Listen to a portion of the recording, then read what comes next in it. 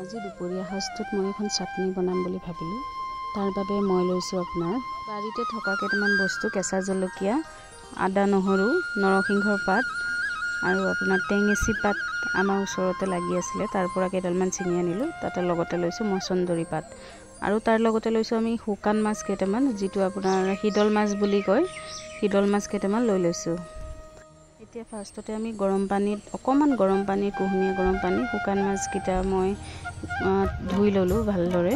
মানে এইকেইটা আপোনাৰ বেছি ধুলে মানে একেবাৰে গলি যায়, সেইকাৰণে মই অকণমান এনেই গৰম পানীত ভিজাই লৈছোঁ। তাৰ লগতে আপোনাৰ যিটো তেল অকণমান দি পেলাই টাৱাখনতে অকণমান সেকি দিছোঁ, মানে বেছি ফ্ৰাই কৰিব নোৱাৰে, যিটো ভাঙি যায় মাছটো, সেইকাৰণে অকণমান সেকি লৈছোঁ।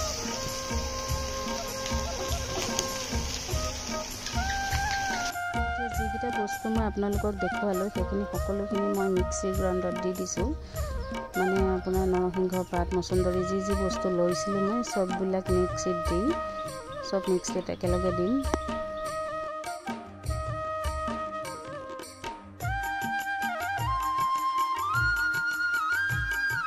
জলকীয়াটো আপোনালোকৰ জোখমতে দিব। আমি জ্বলাটো অলপ বেছি খাওঁ, সেইকাৰণে মই কেইটামান জলকীয়া বেছিকৈ দিছোঁ।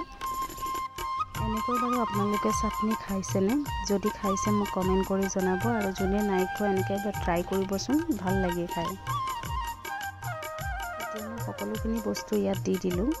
এতিয়া মই আপোনাৰ যিখিনি মাছখিনি অলপ সেকি দিছিলোঁ, সেইখিনি মাছখিনি মই ইয়াত দি দিছোঁ। মাছটো মানে আপোনাৰ অকণমান ভাজিলে গুড়া হৈ যায়, অলপ বেছি দেৰি পানীত তিয়াই থ'লেও একেবাৰে গলি যায়, মানে শীতল মাছ বুলি কয় এইটো। তো এতিয়া মই অকণমান নিমখ দি দিছোঁ ইয়াত, যিটো নিমখ জোখেৰে আপোনাৰ নিমখ দি দিছোঁ। চাটনিটো মই অকণ বেছিকৈ বনাইছোঁ, সেইকাৰণে আপোনাৰ নিমখটো অকণ বেছিকৈ দিছোঁ। আপোনালোকে চাটনিটো জোখেৰে নিমখটো দিব পাৰে। এতিয়া মই মিক্সিত গ্ৰাইণ্ড কৰি ল'লোঁ। ইয়াত আপোনাৰ যিটো ভালদৰে হোৱা নাছিলে, সেইকাৰণে মই আকৌ এবাৰ কৰি ল'লোঁ। এতিয়া আমাৰ চাটনিটো হৈ গ'ল, খাব পৰা হৈ গ'ল। বহুত সহজ পদ্ধতিৰে আপোনাৰ চাটনিটো বনোৱা হ'ল। বেছি টাইম নালাগে এইটো চাটনিটো বনাবলৈ। তো আপোনালোকে ঘৰত ট্ৰাই কৰিব। যদি ভাল লাগে মোক এটা কমেণ্ট কৰি জনাই দিব, আৰু লগতে মোৰ চেনেলটো ছাবস্ক্ৰাইব কৰি দিব। আজিলৈ মোৰ ভিডিঅ'টো ইমানতে সামৰণি মাৰিছোঁ। এতিয়া আমি ভাতটো খাই লওঁ। ভিডিঅ'টো শেষলৈকে চোৱাৰ বাবে সকলোকে ধন্যবাদ জনাইছোঁ। আজিলৈ বাই বাই।